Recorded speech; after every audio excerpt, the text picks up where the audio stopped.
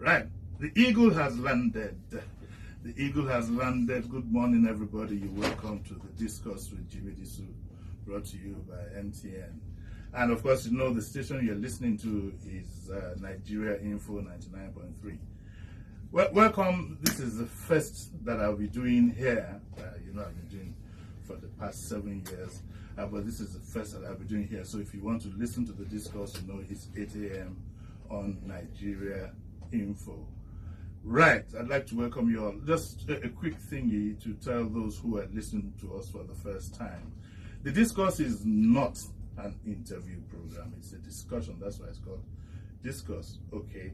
And therefore, you will find that in my interaction with my guests, sometimes, if they allow me, I'll be doing most of the talking, which I shouldn't be doing, but that's the way it works out once in a while. Okay? Now, what better way to start a new session in one's life than to have an anointing of a pastor? And I have a gentleman in the studio who I've known virtually all my adult life. It's still a miracle to me that he is a pastor. I'm not sure he liked that, but we know what we were all like way back when we were much younger. It's my pleasure to introduce to you Pastor Ituah Ighodalo. Pastor, how are you? Very well. Can I still call you Ituah? I mean, sure. Pastor, yeah, you know the way it is. Ituah Ituah is is good.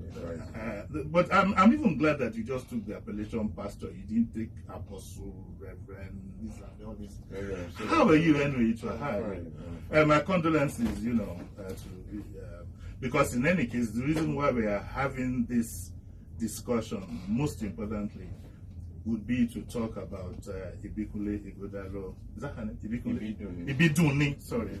Ibidunni Ighodalo Foundation, which was in memory of her life.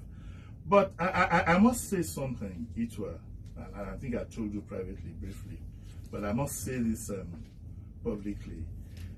Let me admit it, I'm a rascal. Yeah, I'm a rascal. Former rascal. Former rascal. No, I still have. And I'm a skeptic, I tend to get me to believe something would take a while, And therefore, all the time, I must confess that all the time we became pastor, I'd have the common friends we have, I'd be saying to them, are you sure that Ituah has become a pastor? But when the unfortunate incident happened and the way you reacted, man, it was a turning point even for me, the hardest of hearts. And I'm wondering, so I now asked myself that, how did this happen that a man would lose his wife and he'd go preach a sermon almost immediately after? I've never heard it happen. I'm not saying that it has never happened. I've never heard it happen. So I tried to ruminate in my mind. Was he trying to make a point? Where did he get the strength from?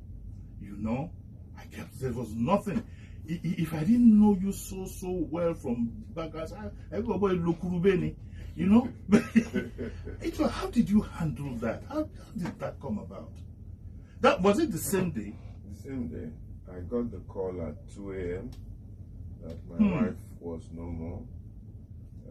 She had gone for these COVID installations in Port Harcourt with her team. I had spoken to her at 9 p.m. the night before, on Saturday night. She had sent me a text at 11:18 exactly, although I didn't see it. And then at 2 a.m., her staff called me, and what they said to me was that she was no longer breathing. That was the way they broke the news to me. And I said, my wife? They said, yes, she's no longer breathing. I said, really? I said, okay, so what have you done? They said, well, we're in the hospital, and the doctor has certified that she's gone. I said, wow. Okay. I said, okay. Then the next thing was that I called my driver and I said to him, are you awake? He says, he's awake. I said, prepare the car. We're going to Port Harcourt at 6 a.m. So I was just thinking through my mind what I should do. And then eventually I began to talk to God. That God, this is where I found myself. What do I do? And I had to preach the service that morning in church, and I had made this commitment to a lady in my church who had unfortunately also lost her son about 2 days before, and had committed to doing the funeral. So I said, and the thing said to me, just calm down, just take it easy, just spend some time in prayer, and then just begin to think what to do. I mean, of course, everybody knows how close my wife and I were. Yeah. This is devastating, totally unexpected. I didn't even know I used the word shattering, because it was when I was listening to the sermon the next, a few days later, that I heard me use that expression. It's not my typical expression, I must confess. And then God just said to me, just calm down. Don't cause any alarm. Don't cause any ripple. Go to the church, deliver your sermon. Go to the funeral, deliver your sermon. And then you and I will then face the future. And that's exactly what I did. I just leaned on God and decided to do exactly what I thought He wanted me to do. And He gave me a few instructions, and I obeyed them to the letter. Does that have to do with faith? Do you think the initiative was given to you, or it was like an order, that go and do this? Or do you think you had the discretion to do otherwise? I could have. I mean, it was very unnerving for me. How I went through that day, I think it can only be the strength of the Almighty. I just focused on what I needed to do, and it was like you just have to have the right and appropriate reaction that will please God and hopefully also please your wife. I have two focuses. Yes. Please God and to make sure that my wife was happy. Did anybody try to restrain you? Everybody. I can imagine. Or even the hosts of the program, did they kind of say that no, you should? I would have done that. I would have insisted that you just go. In all honesty. Yes. But that didn't happen. Everybody tried to restrain me. Even my brother, who is the closest person to me. Yes. Initially, he said to me, what are you trying to do? And I said, this is what I want to do. But did you think of how some people might read it? How sometimes it could have been misinterpreted. We're in a country of an environment of mischief and all kinds of things. So, but you didn't even have time to think. That's just what you wanted to do. This is what I thought. Did it help you heal temporarily? Yes. In fairness, it sort of helped me take my mind off the enormity of what had befallen me, and it helped me focus more on others rather than on myself. And one thing God clearly said to me was that don't feel sorry for yourself. Don't attract pity to yourself. This is not a situation of pity. This is a situation of response. Absorb what has happened, calm down, and then respond. And make sure you are an encouragement to others. You must lift up the spirits of people who even come and see you, even in this time. And that's what I focused on doing. And letting them know that God was still God. God was still in charge. God doesn't make a mistake. God knows what He's doing. And if He permitted this, there must be something that He's trying to tell us. Well, I also think that God probably also used that to touch so many lives. And one of the lives that has been touched is the gentleman sitting right in front of you, because I said to myself, this is the biggest test of faith that I've seen. And, it changed my perspective about a whole lot of things. I couldn't have done it. I couldn't. There's no way. I'm very bad when it comes to handling crises like that. I would fall apart. I couldn't have done it. And I thank God for your life.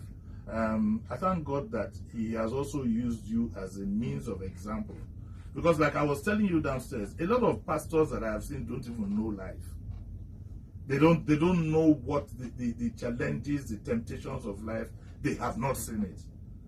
They haven't seen it. And so we thank God for your life. We'll leave it at that. Not to go over, that kind of thing for too long. But how are you coping now? I take deep breaths.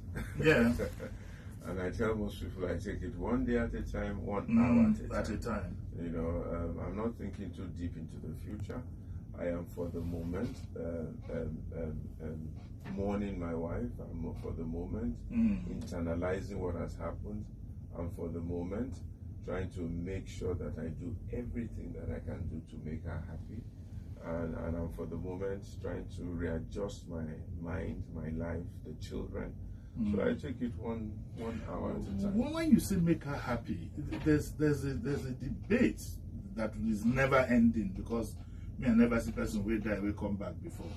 Do you think that when people die, the spirit hovers around, they can see things that are happening, or did you get any sense? I give you an example. There was an in-law of mine when he died.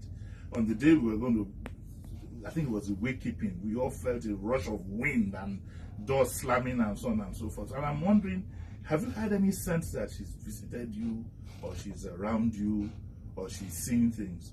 Or is it just a Christian belief that those who die, their spirits are still around? I'd like an explanation on that. I believe absolutely that the spirits go to heaven. Okay. And in that manifestation of going to heaven, they have a feel and a look of everything. Yeah, everything, and they can see what's going on. See what's going on. So you think she would be happy? I believe that everything that I've tried to do and everything I'm going to do will make her happy. Yes. She left very clear instructions, even though she didn't really know she was going to die. Really? What kind of instructions? Well, she said, first of all, that she wanted this 40 by 40 thing done. Yes. Secondly, she and I have lived together for at least 13 years. I know exactly what she wants, what she likes, how she likes things done. And she's been telling me, this is what I want, this is how I want it, this is what I want for the children. We have conversations like that, so I know exactly largely how my wife thinks. I know who her friends are, who her real friends are. And her enemies too. You people who... Do you know those who are owing her money or anything? You have the list with you too. Well... at least I got you to laugh on yes, that one. Okay, we'll take a short break, everybody. We'll take a short break. I need to run a commercial. Commercials is what feeds. It's what is the adrenaline that feeds. So we'll take a short commercial break. When we come back, we'll look at this the 40-40 thing that you spoke about.